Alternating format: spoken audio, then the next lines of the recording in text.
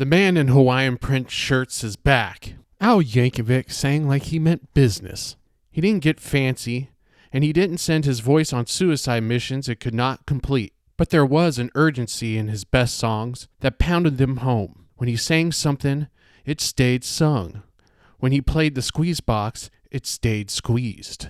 Eric Appel's Weird, the Al Yankovic story, with its dead-on performances by Daniel Radcliffe and Evan Rachel Wood, helps you understand that quality. Here was a man who could never win his father's approval, who witnessed his father nearly beating an accordion salesman to death for the attempt of selling his son the devil's squeeze box, who wanted more out of life other than working with his father in a factory that no one can clearly define what they make. In the movie, you sensed that the drive behind an Al Yankovic song was defiance.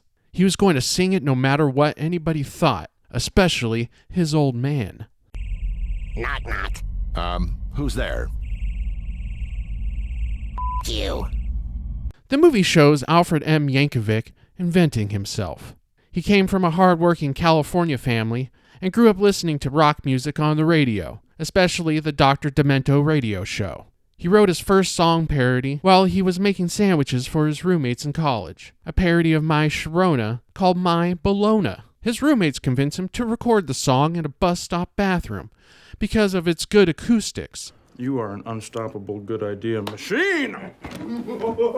One of the key passages in Radcliffe's performance comes as he learns, while in the process of singing the song, how he should sound and who he should be. You can hear his roommates picking up the tempo and trying to keep pace with him. He starts the song as a loser and ends it as Weird Al.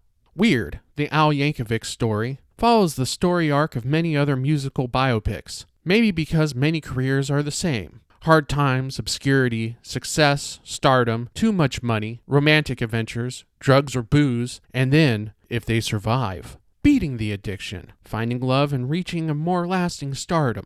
That more or less describes this year's movie, shot like a perfume ad, Elvis.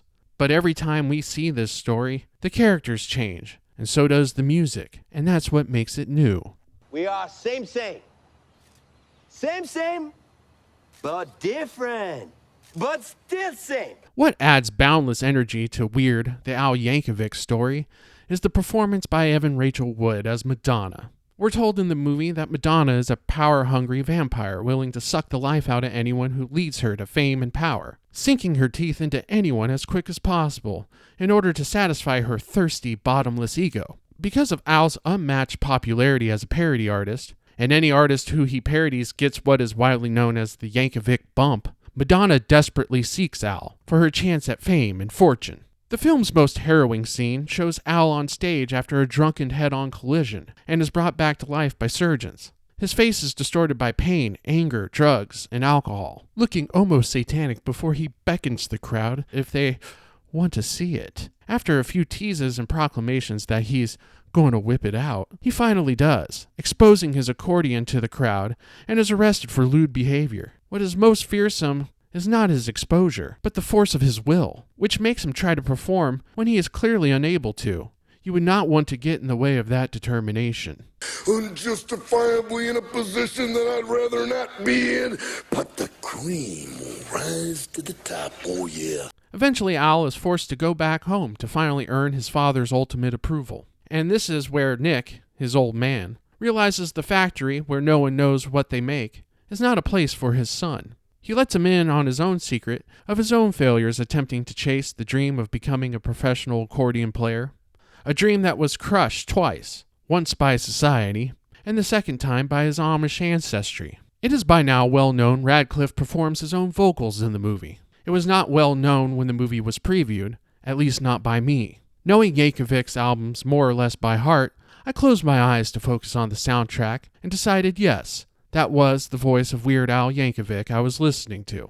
The closing credits makes it clear it's Daniel Radcliffe's doing the singing, and I was smacked right in the gob. Radcliffe and Appel can talk all they want about how it was a matter of getting into character, of delivering the songs, as a matter of voice technique, but whatever it was, it worked. Holy guacamole! The movie fudges on some of the facts, but I was surprised to learn that Yankovic actually did assassinate Pablo Escobar after he had Madonna kidnapped to ransom Al into playing his birthday party. It feels like the sort of scene screenwriters invent, but no. Other scenes are compressed or fictionalized, as they must be. And I would have liked to see more screen time for his band, Jim, Steve, and Bermuda, or even a brief mention to the troubles on the set of Conan the Librarian.